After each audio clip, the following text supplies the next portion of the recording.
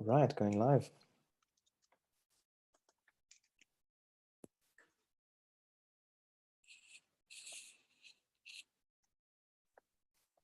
Okay, I'm just going to send the link here in the chat and then also on Slack in case anyone wants to share it as well.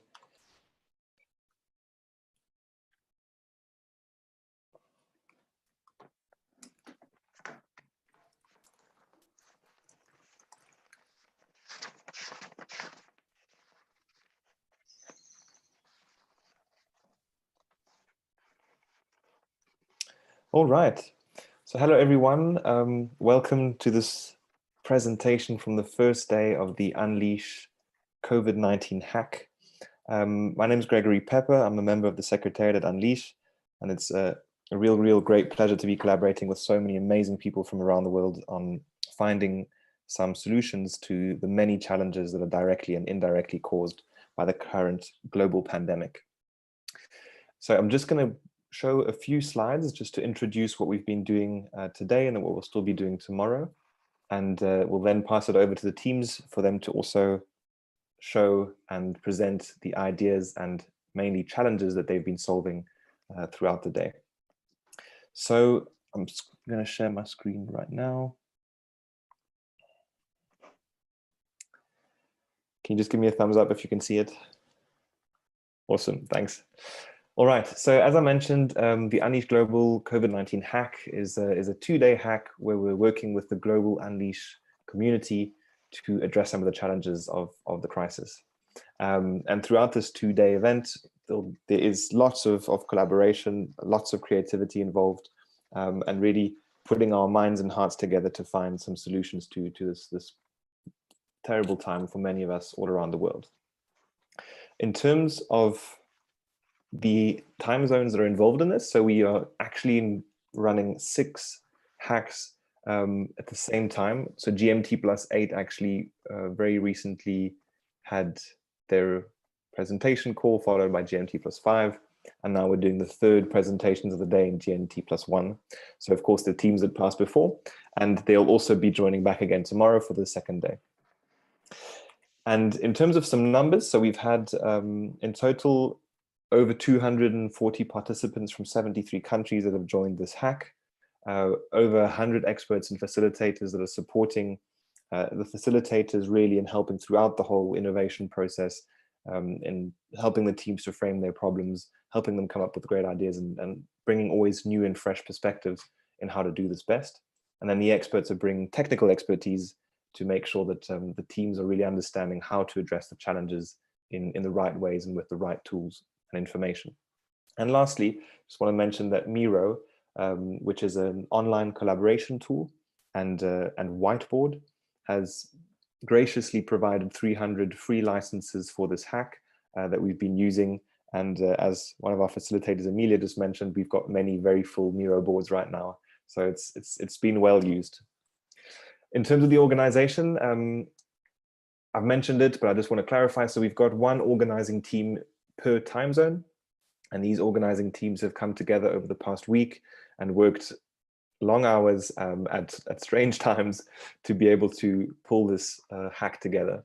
And so it's really been a privilege for us at the Secretariat to be able to work with all these organizing teams, and they've really been running the overall process of these hacks, working on forming teams, supporting the teams in their innovation processes, and then of course helping the facilitators do their role as well as possible to make sure that they can support the teams throughout the whole program. So we've got teams of 3 to 5 talents. They're all Unleash alumni, which essentially means that they participated in one of the 3 previous editions of Unleash. The facilitators are generally also Unleash facilitators, meaning that they facilitated previous editions or even were lead facilitators at previous editions of Unleash. So people that know the tools and methodology of Unleash very well. Communities, so people have been involved more organically through Slack, through networks, and finding people that can actually provide some of their experience in the current crisis to actually give insights to the teams that they can then use as challenges to solve. And many experts also are joining the different sessions to provide even more precise and technical expertise where needed to help the teams frame the challenges and also generate the right solutions. And lastly, just to give a bit of context about where this call fits in the overall program. So with the end of the first day, where we've moved from understanding the challenges that teams are facing, that people are facing around the world, so that teams can then generate ideas. And now some teams we've seen are still working on the problem and really understanding what they're looking at solving. Some teams have moved on to ideas. And so here you'll see a mix of those and people presenting what they've done so far. These are not the final presentations. Those will be tomorrow from 5 to 6 p.m.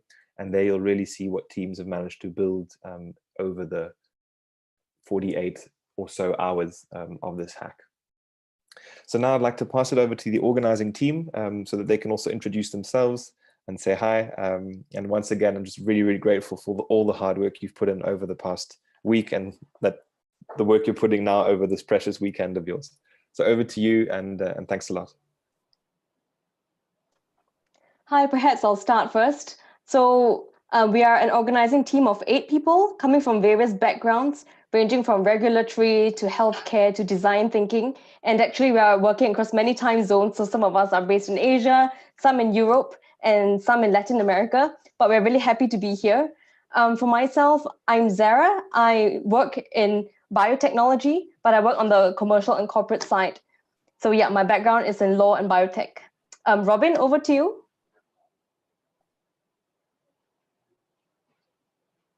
I'm Robin, and I'm a user experience architect, so that is my specialty. Yeah, I also have a background in healthcare and health literacy. So over to the next, whichever wants to take the next. Andrea, maybe. Hi everyone, it was great and good job everyone, congratulations. So I'm Andrea, I'm from Romania and I'm doing my PhD in disability sciences and aging in Sweden. Maybe Hien can take over now. Thanks, Andrea. My name is Hien. I'm based in Singapore, so right now it's almost midnight, actually past midnight for me. I'm currently the Global Pathway Fellowships for this cohort 2020. I'm focusing on solutions for urban issues across different countries and focusing on Singapore mostly. So passing on to Wei. Hi, I'm Wei. I'm based in Germany. My background is food biochemistry, and currently I work as a regulatory policy manager for a global food company. Pass on to Viveka. Hi everyone, great to meet you all today. So I'm Viveka, I'm a medical doctor originally from Mexico, and I'm now based in Dublin, Ireland, and I'm doing my PhD here in population health. And we'll pass on to Killian.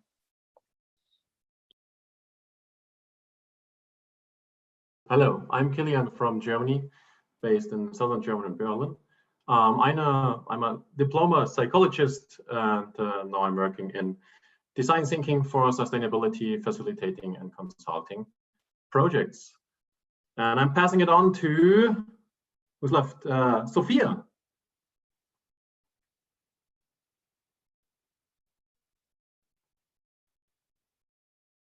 Sophia. She might not be here.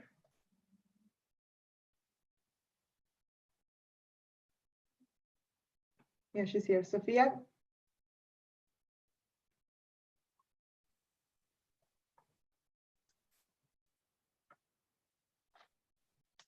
We have one more team member, Sophia from Guatemala.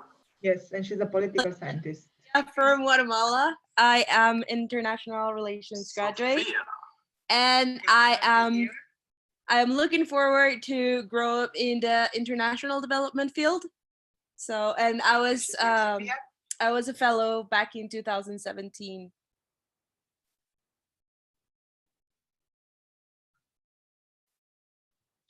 We have one more team member, Sophia from Guatemala.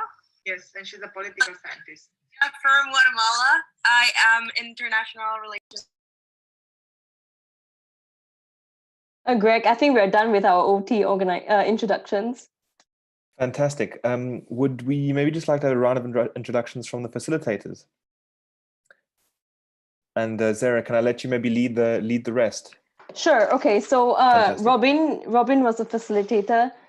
He's already introduced himself, and then we have Sarah.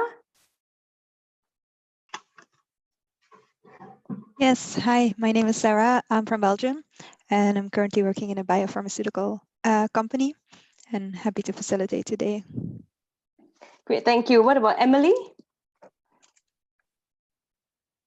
Hi, Emilia. Yeah, working with consulting, specializing in innovation, sustainability, and design thinking, and have had a blast.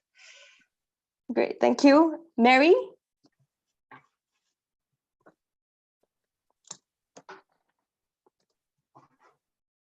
Mary, are you still here with us? Oh, I think you're on mute, Mary.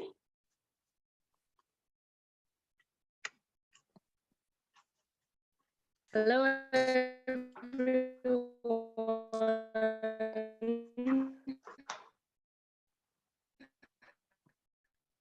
Apologies, I think there are some issues with connectivity.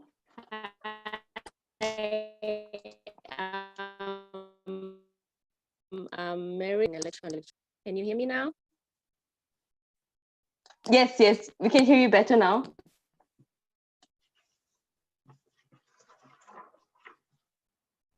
Thanks, engineering.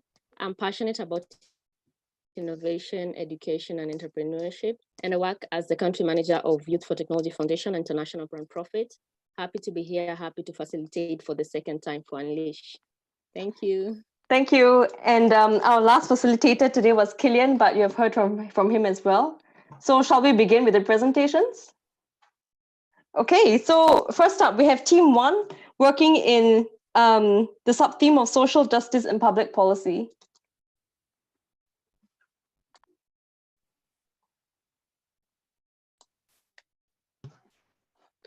Team 1, would you like to begin? Yep. Just a moment. Leonessa, do you share the screen? I have to admit, I don't know how. Okay. You can click at the bottom. There is an icon that says share screen. Can you see that? Or if you go top left of your screen, if you click on meeting, then you've got start share. Mm.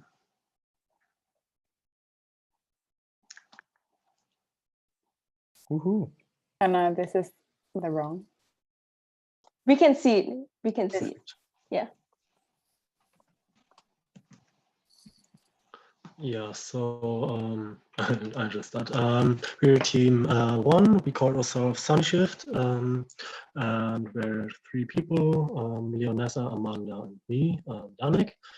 And yeah, we focused on the lack of hand sanitizers. So yeah.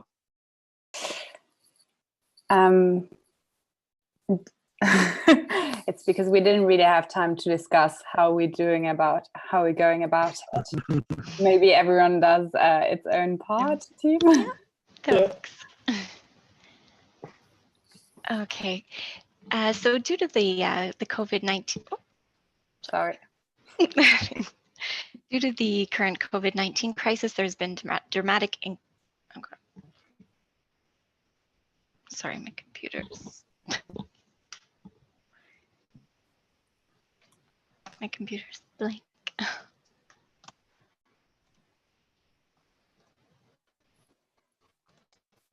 Perhaps the team can go on. Yeah. Okay, there. Sorry. You got it, Amanda? Blank, sorry.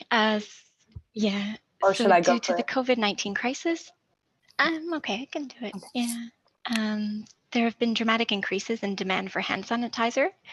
So in the US, between December and January, it had increased by 1,400%, and it's likely increased even further in the last month. In India, also, it's increased by tenfold. And hand sanitizers are formulated with 60 to 90% alcohol, and thus can be easily produced with the existing equipment and resources found in distilleries and breweries. And so in many high-income countries, local businesses have been shifting their production toward making hand sanitizer. These include alcohol distilleries and breweries, chemical and cosmetic soap manufacturers. For example, the Bacardi Corporation has acquired the raw materials to enable more than 1.7 million units of 10-ounce bottles of sanitizer, and they will conform to the WHO recommendations.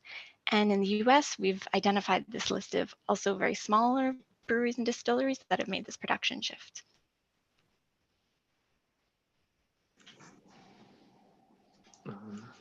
Yeah, next slide maybe. Yeah, so we thought there is still a lack of hand sanitizers, and even though many big companies already shifted their production, many distilleries, to producing the ethanol for those disinfectants, and we focused on the production problem tree and found out that next to regulation issues and also 30 seconds left. Also the knowledge problem, we want to increase the motivation and help smaller companies also to produce those hand sanitizers. All right. So the aim is to focus on distilleries that need guidance, support, and motivation to shift their production from alcohol to hand sanitizers, because instead of decreasing or even putting their production on hold, distilleries could diversify their production, creating win-win situation, including increased supply of hand sanitizers, continued employment, and better brand image. Sorry, your time is up. 3 minutes is up. Sure. Thank you. Thanks, Team 1. Next, can we have Team 2, please? Yes, hello. Can you hear me? This is Can. Okay, this is Stefan speaking from Berlin on behalf of Team 2. So let me just share the screen for the Miro board. No, this is not what I wanted to share. Yeah. All right, so our team's name is Keep It Moving, and we're going to look into actually a bit of a future foresight insight, which says, as the lockdown worldwide loosens in the coming weeks, so at some point people will need to go back to their business, the economy needs to go running, people want to see friends and relatives, but there will likely be no vaccine developed. So people will go out again, and there's a real risk for a second wave, a second number of COVID cases going up. So what can we do in order to address this problem of another round of community transmission in that post-lockdown phase? We looked at different categories, need for mobility, awareness, and actually what we thought we want to focus on is the sharing space or public spaces. And we were particularly looking at urban spaces, dense cities. What is a very, very commonly used urban space? It's public transport. And famously already Robert Koch, who's like the guy who who discovered tuberculosis, said that he would never ever set a foot into a subway because that's the most likely place to retract tuberculosis. So we want to do something about growing infections when people go back into using public transport because of a loosening of the lockdown situation. So more specifically, we said Berlin citizens will eventually go back to using public transport, which may result in overcrowding, as in it's not physically safe distancing, and there's a potential for a second wave of a corona outbreak if no one's careful. We looked at a few users, but ultimately discovered that a lot of different people use public transport and scoped 2 different solutions. We first said, well, we may need to look at how we can actually make more space for different types of transport for people who don't have a car and maybe make better bike lanes. But we finally thought something that is more specifically in the scope of these 2 days manageable is to try and ask public transport companies, which in this case the BVGs, the Berlin Transport Company, inform about business, about crowdedness, about the density of people. So there are lots of transportation apps, a lot of booking apps. The BVG app has its own thing, and we're thinking about mapping the density of public transportation. So have this a core information of providing alternative routes, suggest alternative transport modes, and maybe even provide discounts for switching away from overcrowded routes. 30 seconds. Oh, I saw a sign up saying finished, so I hurried up. I will spend the last 30 seconds. So essentially, we say we want to make the crowdedness and the risk of infection and the safety aspects of Corona an important piece of route choice. So saying, yes, you could take this bus, but actually at this time of day, it would be much better if you took a bicycle if you can. And then you can also contact city authorities again and say, we need to make space for this. Thank you. Thank you, Team 2. Your time is up. So now we have Team 3. Hello.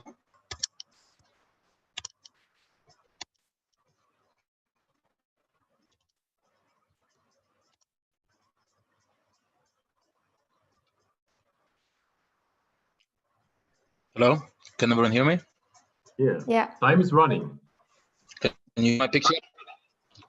Oh, this presentation start? Okay, perfect. So, hello everyone. So we started with SDG 3, which is good health and well-being. And we were specifically speaking about a group of the elderly and aging people in the community and how we can include them in our response. So we wanted to look at the process of what we have done today, which is the problem framing. We did 3 activities. Is how we defined a problem, a very well-defined problem. We have problem frame, and we have our users that we are going to target. So if we look at the problem framing tree here, we kind of try to empathize with people in Germany, specifically talking to elderly people in Germany. So our concept came from there is a rhythm of life changing and there is adaptation to the situation that people cannot follow up. So we specifically talked about elderlies who cannot do that, and this is some of the aspects that come from the lockdowns and and the policies that are current, is that they feel a lot of loneliness. So that creates a lot of behavioral component that shifts.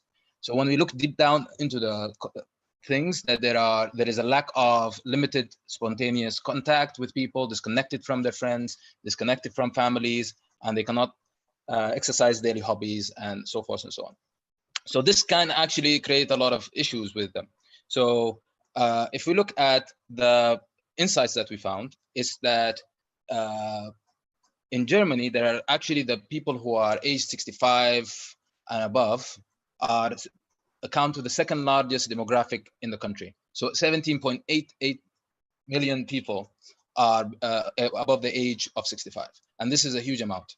And another study shows that the loneliness can actually lead to depression, anxiety, and sometimes suicidal thoughts. So what can we do in this aspect? So we looked also deeper into it. So we wanted to understand what can be done. So there is the individuals at 65 who that above 65, actually a lot of them have suicidal thoughts from loneliness and from anxiety. And there's concepts of 35% of them. We are targeting the elderly community in Germany. So the problem frame is we're targeting the elderly community in Germany over 65 with families that are at risk of loneliness due to severed family ties caused by social distancing from COVID-19. And we're going to lead to depression, anxiety, stress, suicidal thoughts, and physical health. So what are we trying to solve here? The solution is that we wanted to create an app actually that is a gamified app so that it can actually relate to other friends and all of that. So a tagline, an interactive family game that works with everyone. How it works is a family storytelling game, so based on physical activities and remote connects elderly with their family and in isolation. The game Thank you, is based Team upon 3. Your time is up. Thank you. Okay, so Team 4 now.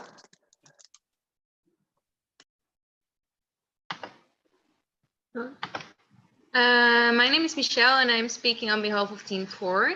But I think the previous person first has to unshare their screen before I can screen our presentation. Yes, thank you very much.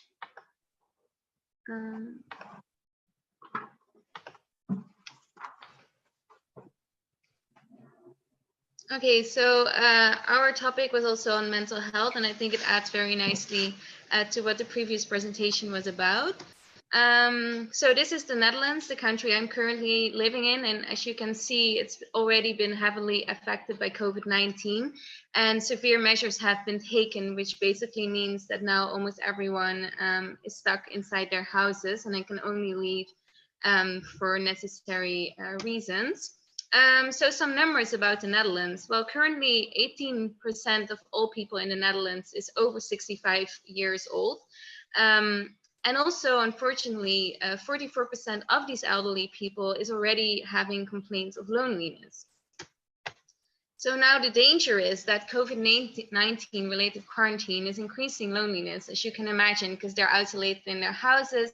Many of these elderly are currently living alone or alone with their partners, and they are afraid of leaving their houses. In addition, the elderly are known to be especially affected by COVID-19. So this is a huge risk group at the moment. So then what about access to current mental health facilities? Well, this is actually becoming a big problem because our whole healthcare system is basically now focused on the COVID-19 pandemic, and mental health is not really a priority at the moment. So our problem framing. Well, we've already seen that elderly are at higher risk of mental health problems, especially now during the COVID-19 pandemic. But in the Netherlands, it's organized that people first have to visit a general practitioner when they are experiencing any problems, but also mental health problems, before they can access additional mental health facilities. So if they cannot access a general practitioner, they cannot get access to further mental health help, because otherwise it will not be covered by the insurance and it's just too expensive. But now, because of the COVID-19 pandemic, these general practitioners are becoming very poorly accessible. So this is creating a bottleneck. So our solution, we want to make it very simple for these elderly people. We want to make it, yes, thank you. We want to make a solution in which they simply dial a number on their phones, and then they get several options. So they can select an option that fits their needs the best. For example, to talk to a health professional, or to just talk to a simple person because they need someone to tell their story to. And then they get the help tailored to their needs. So this, we think this is a good solution because there is no need for internet connection, and it's very easy to use and accessible from home. Thank you very much for your attention. Thank you, Team 4. And just to clarify that Kilian is healthy, the coughs are basically to signify the time checks. So yeah. Okay, now Team 5 next. Thank you. Hi, my name is Wans, and on behalf of Team 5, just a minute, I want to share my screen.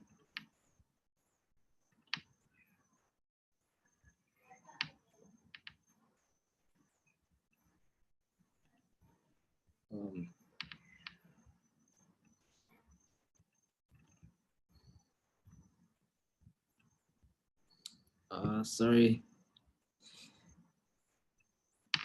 Sarah, you're muted. You want to say something, but you're muted. Can you hear me? Yeah, we can. Okay. So from our findings, we realized that youth, young adults from middle and low income family earners in Tanzania lack proper information in preventive measures of COVID-19 outbreak due to the miss of information and mistrust in the health care information. And this puts the whole country into like a very great risk. So how can we accurately and precisely provide information that will help the control of COVID-19? So this is John, and he's 27 years old. He's a bus driver in Tanzania, and he thinks he's immune to coronavirus. And he feels overwhelmed because of the amount of information that he had around about the coronavirus, and he doesn't know which one to trust. Our solution is centered around using of influencers that will help spread the information around through their social media.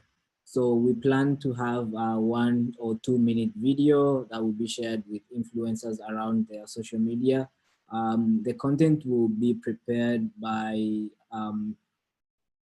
some researchers and healthcare people, and we emphasize that the content should be in Swahili because most people can relate to, and it will reach a large number of audience.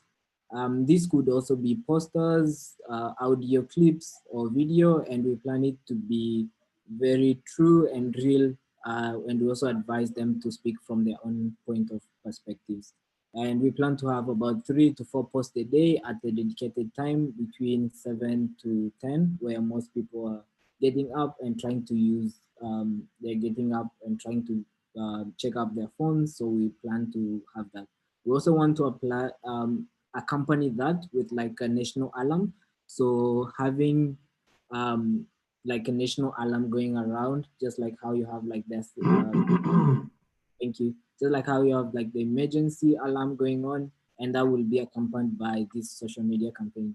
Why we think our solution is good? Because 1.2 million of the Tanzanians use Instagram, and also most of them are on social media, and the internet is very accessible. We also plan to have like a logo stamp on each post that will show the credibility of the source of information. And we also plan to have like a city alarm that will be accompanied, so that will cause, that would trigger attention, and that will be used across our social media platforms. Thank you very much. Thank you. Thanks, Team 5. So next we have Team 6. Yes, Team 6, we're here. And we'll begin. Brian, are you here? Brian? Brian is not online. Can you hear me? You can see my screen, everyone? Can you hear me? Yes, Brian, go ahead. Okay, let's see start. your screen, yes. Yes, the screen is there. First slide, please. Yes. My name is Brian. It's Aisha. Aisha is a 28-year-old mother of 3. She is a market vendor who sells fruits and vegetables at the local market in Kampala. Her husband is a fisherman. The government of Uganda just imposed a lockdown to stem the spread of COVID virus. Aisha and her husband are very worried. They cannot imagine how to fend for their children and for themselves. Aisha's situation is shared by over 90% of market vendors in Uganda. Market vendors in Uganda need ways to sustain themselves and their families during this confinement period because they typically lack resources to survive through the market closure due to COVID-19 outbreak. There has to be a solution. So the way forward in this situation is we need to find something for these people to cater for themselves and for their families in order to be able to stay at home during the confinement because they live on day-to-day basis. So we have realized that currently there is an existing solution in Uganda, which is an app. It's called Safe Border. It's like Uber, where these people already have the app that they use to take the motorcycles as a taxi. So if we now try to divert, we are tapping into an existing solution, we divert the existing solution, this time into delivering food items. So the food vendors can stay in their houses, use this application, and then if you are a consumer, you're at home, you can easily, if you need tomatoes or onions, wherever you are in Kampala, you go to the app, I need tomatoes in my area, and then a delivery guy will pick the order and go to the vendor's house, collect the needed commodities and deliver this to you in real time. So this helps everyone because everyone can be able to observe the confinement in good period for sure, and they can also be healthy, and this can help the epidemic to go down. Sorry, someone speaks? No? Thank you very much. Yes, so that's our solution, and we believe that this solution brings value both to the organization and also to people, and it helps to come across issues with yes, I can see we have 30 seconds to go. Issues with zero hunger and also for the pandemic to go down, and we believe that existing solutions will be diverted to help this pandemic. Thank you very much. Thank you, Team 6. Now for Team 7, please. Sure. Team 6, if you could please stop sharing your screen. Yep. Thanks. Okay.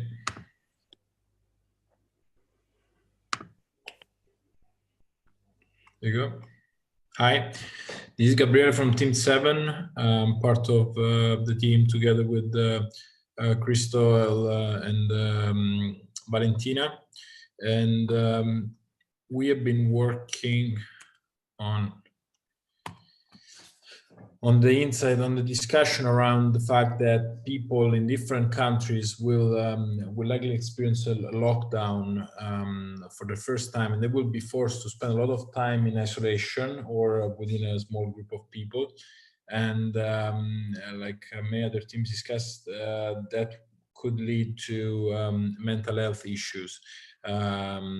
Isolation could be one of the triggers, and then that would lead to also self-inspection, and people, they always say that if they had more time, they would do more things, and then they face having a lot of time and sometimes not being able to do what they want. So in terms of problem framing, the risk is that with isolation could lead to either depression or anxiety due to loneliness, lack of social interaction, or having free time to spend with nature or in culturally diverse context, or having doing physical activity, and also when related to their work activities, the fact that having the freedom to do things at their own pace could be unsettling for some people, the lack of deadlines.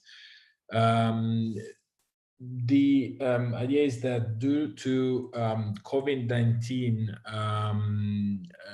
basically psychologists will not be able to meet with their patients face to face, and some of them might not have their sessions with their patient. This means they could have time to either volunteer or and have separate sessions online.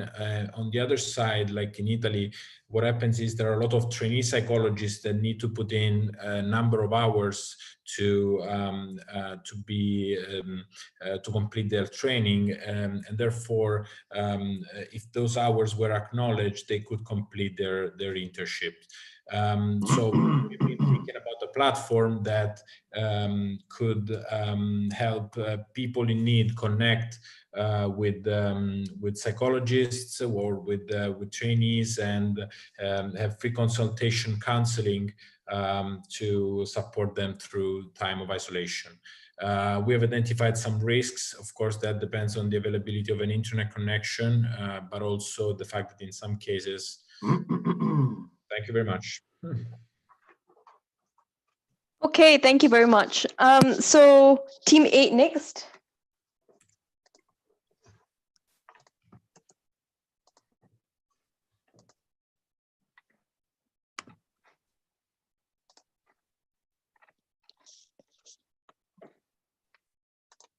Team 8? Yes, thank you. So I'm Pamela, I'll present on behalf of Team 8. Well, we started merging our expertise, and we came up with a lot of ideas where COVID is affecting, but mainly we identified that people has fear of exposing themselves when visiting a doctor, and we are thinking specifically on people with currently illnesses, and mainly in Kenya, where they use a public health system, and the lack of the communication between medical system and patients. And this may have severe consequences, such as death if they don't treat, because they want to avoid infection, right? So we depicted in detail with our framing tree, all of these problems. And we came out, for example, with person like Jen, who is 40 years old and has diabetes. So she doesn't know which hospital to go to because she knows that everyone is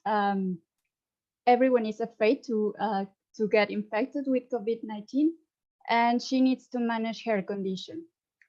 So we advanced deeper, and we reframe this problem that patients in Kenya with COVID-19 unrelated diseases, such as hypertension, which affects 24.5% of the population, need to know how to manage their condition, given the increased risk of COVID that occurs when they go to crowded health facilities, and they know that the health attention is very limited. So what we came here is that we want to encourage partnerships between medical systems and stakeholders to provide devices to measure blood pressure at home. Again, we are focusing only in hypertension. And we will use unemployed medical students that will assist via phone call to people who need to interpret the measurements. So with this, we will use, well, we will also help the medical students to get experience, real-time experience, and to tackle the immediate emergency as a consequence of the pandemic. And thank you very much. Great, thank you. So now we skip to team 11.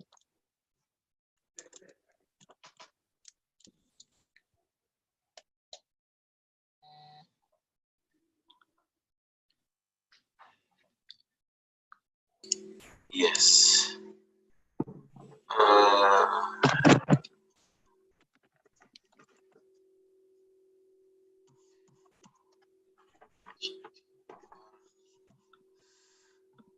Second screen.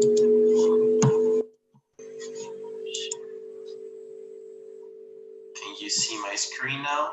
I think so. Yes, Here. we can. Time's running. Okay, thank you. So hit it off. Yeah. All right, thank you so much. This is Raul from Rwanda, and this is team 11. We named ourselves Seek Education. And with the COVID situation, everything is locked down in Kigali. So we took Rwanda as our case study, and precisely the town we took is called Rusizi. And as you might know, when everything is locked down, students are not being able to go to school, and more it becomes an issue when they can't have parents who can educate them from home, and because of lack of knowledge and skills in it, they didn't go to school themselves, and they are poor, all those kind of stuff.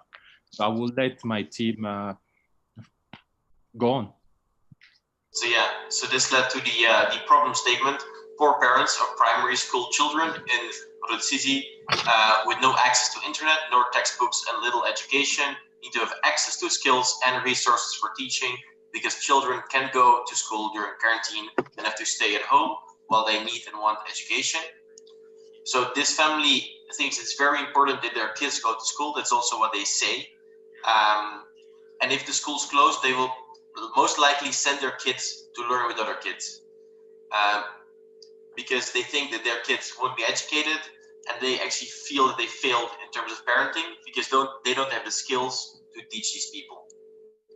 Okay, we came with a solution, which is in brief, lessons via radio complemented by lessons on an offline device, a basic Android tablet, on which content is transferred at a learning center.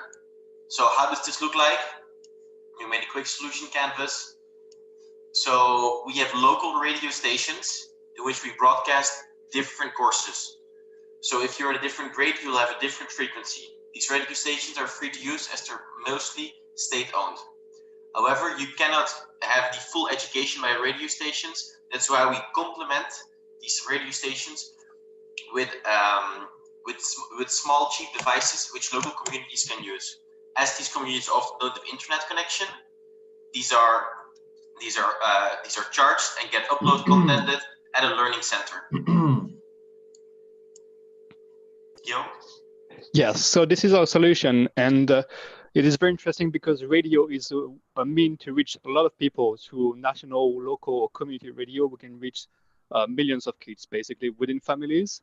And although you might not have a lot of interaction, we can still ask students to send their questions via text to the radio host, so they can tell the teachers to provide specific lessons or answers to the students. So there is also a little degree of interaction, even though it's on radio. Okay, thank you. Your time is up. Thanks, Team 11. Now on to Team 12. Actually, Team 12 and Team 13 merged. So we're just Team 13 now.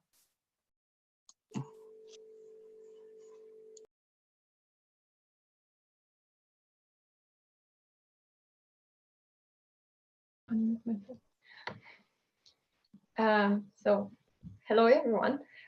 We are Team 13 and we would like to present you our idea on SDG 8 sub-theme support and recovery for businesses. And our idea solves the problem of knowledge discrepancy on financial aid, which business entities deal with at the moment due to the multitude of new governmental funds and new loan schemes provided as response to a financial challenge created due to the shutdown of businesses by the German government and other international organizations, and between the enterprises that are not aware of them. For example, my cousin Anna, who owns a small nail boutique in Berlin, confessed to me the other day that she's afraid that by the end of the month she won't be able to pay the rent or the salaries of her 2 employees. However, what she didn't know is that the German government will provide support to small and medium enterprises, monetary support in order to compensate for the period they could not operate. In the situation of my cousin are 709,000 other enterprises with which have an entrepreneur with immigration background. These enterprises offer 1.3 million of jobs. Therefore, saving them would be very important. For this, we defined our target group as SMEs in Germany who look for funding, and they need the easy and fast access to information, what is available for them. Therefore, we provide an online library for information on sources of funding, and based on criteria such as company size and location or the loan size you want to take, the company will be able to find fitting types of loans or grants, which could be very useful for their type of enterprise. The list of required documents will also be provided and a link if applicable, to the website where they could go and fulfill the application documents. Furthermore, the website will be provided in German and in English in order to be able to target also those entrepreneurs who are not very fluent in English, in German, I'm sorry. And there will also be a platform for communication on online consultancy between those entrepreneurs who have already received the grant and how they manage to solve their challenges, and also connect with other experts from the industry who have better experience in that. Thank you very much. Great, thank you. So now we are on our final 2 teams, Team 14. Oh, Team 13, if you could stop sharing your screen, please. Thanks. We are also Team 13, sorry. I'm stopping. Thank you. Team 14.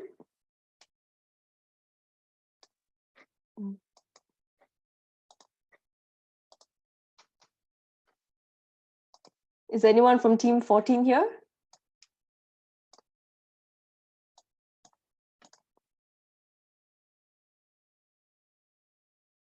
Okay, shall we move on to Team 15 first then? Sure. So the this is team 15, so it's just me. Sorry, guys. So this is called Every Bite Counts, and it's about how slowing down can actually speed up our collective COVID-19 response. So what you can see here is the increase in web pressure just in 1 month from 13th of Feb to 13th of March. So as you can see, it's a global phenomenon and mostly caused by lockdowns. And so, this 13th of March date is actually missing, some of the previous weeks of enhanced lockdowns. This is SDG 9, so you can see there's a lot of relevant targets, and like many, they all interlink. So these are just here for you to review. Now, there's a number of insights. So COVID-19 has forced the UK, in particular, into nationwide lockdown, which has caused majority of work, education and recreation to move online, causing a surge in internet, which is throttling speeds, causing some web servers to crash and causing intermittency. Now, there's many essential COVID services, such as telehealth diagnosis, online food delivery systems that depend on internet. Now, ISPs are able to deal with the current demand due to peak usage. However, it's unclear how long the system will be able to cope for it, due to increasing lockdowns and the manpower needed to maintain the physical infrastructure of internet. Now, this causes some of these things pulled from the news.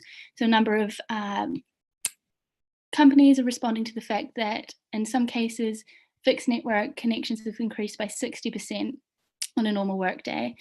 And this has caused different websites to crash. You can see Ocado. Now, so this led to a problem definition of here, as we can see that in order for the pressure to ease up on the internet and in order to protect essential COVID services, households should limit their non-essential video streaming and internet usage. Now, there's a number of potential users that are involved in this, governments, ISPs, streaming services, remote businesses, and of course the end users in isolation.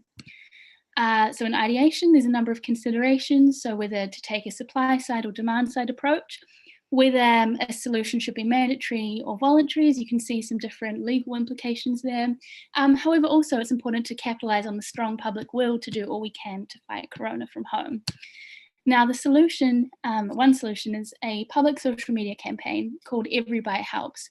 So this helps to spread essential information on how to safeguard critical IT infrastructure. So you can see here there's a number of things: lowering video streaming, starting internet calls at different times. This led to this solution canvas. There's a variety of next steps that I'm hoping to take over the next day, and if anyone's keen to join, would be very welcome. In particular, looking at how this could apply to the developing context and actually initiate the social media campaign itself. So there's a lot of people to thank, and yeah, every bite counts.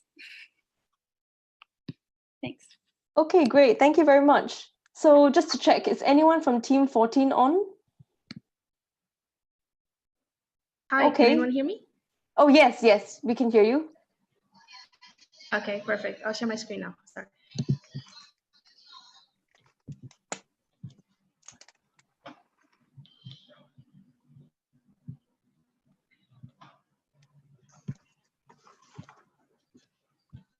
Can you guys see my screen? Yes. Yes. Okay, perfect. Okay, so my name is Lini Yassin. I'm from Sudan, and I'm presenting on behalf of Team 14, which also includes Sogo from Nigeria and Rabia from Pakistan. When we started talking, we quickly realized that a common problem in many countries in the global south is the lack of effective communication about the pandemic to the majority of people. Also realized that we took South Asia as a case study because we realized that the crisis has just about gone past its start with around a few hundred cases in each country. And while young people are keeping up with the news about the pandemic online, older people in the region, and I think in most global south countries, are less internet literate and relying entirely on WhatsApp for news. And this is where the problem comes in. The thing about WhatsApp is that it tends to be the source of fake news in the region and in most global south countries. And most young people or most old people, and this is where misinformation comes in, and it can create confusion and can lead people to not following what the policies saying about staying home and social distancing. So what we decided that could be a solution, and as I mentioned, WhatsApp is the main platform for social media in South Asia, and it can be used a lot of the times to spread wrong messages, and this results in confusion and constant delays for people. So what we thought could be a good solution, considering the situation going on right now, is that we could harvest youth energy. We want to use youth higher digital literacy to help the older members of the community to navigate through the information overload on WhatsApp about COVID-19. And this is basically through a WhatsApp verification channel. We still haven't figured out how the WhatsApp channel works exactly. There was also a discussion about making it a WhatsApp hotline or like a general call hotline. But basically, it's a channel where all people just connect to it, and they send the information that they're confused about, that they're not sure if it's correct or not. And the channel is run by young people, young volunteers in each community who have the ability to verify information really fast, and they can get back to the person asking the question in like a matter of minutes, as the example can show you. What we think is good about this solution is that we are harvesting youth energy, because we are allowing youth to contribute to the solution while they're at home, because it is doable from a distance. And right now, a lot of young people are feeling down, and they don't know really how to contribute to the solution. So we are allowing them a chance to help the community in these hard times. Also, it will help stop fake news, because we will curb the widespread of false information to its root, especially in the South Asia region. And it is cost effective, because we're not really asking for much, just infrastructure to set up hotline or organize the volunteers through the process. And that's it. Thank you. Great, thank you very much, everyone. I think we are done. So well done to everyone. Round of applause. Yeah, so today, it's been a very short and very hectic day, but we have had so much innovation, so many ideas. And amongst the plethora of ideas, a couple of them, just to name, are like mapping public transport density, using radio for education, repurposing existing transport and ride services for market vendors, and also maintaining essential internet infrastructure. So we can see there's so much range in what you guys have come up with. So a big thank you to you, and also to the facilitators for all your work. Thank you so much. Thanks. So for next steps, very importantly, the most important thing probably is to get a good night's rest. I think we all need it. And then tomorrow, be ready and recharged. We start at 9 a.m. GMT+1 tomorrow. So as mentioned earlier, just now on the other call, some of the European countries are having a time zone shift tomorrow. So please be aware of that.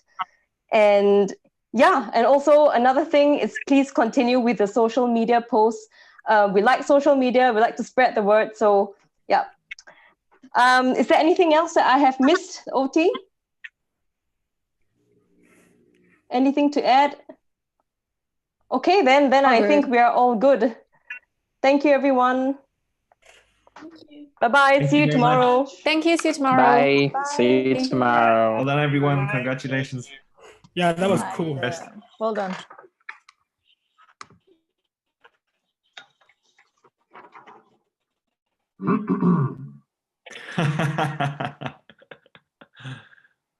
Yeah, I love the sound effects. Gonna try a more friendly one the next time. Yeah, I like the little bird ideas. There you go. I'm gonna, because this is actually the same link for the next team. So you're welcome to stay, and I'm just gonna start inviting GMT on the call. Have fun. Thank you. Cheers, Gideon. Bye, everyone.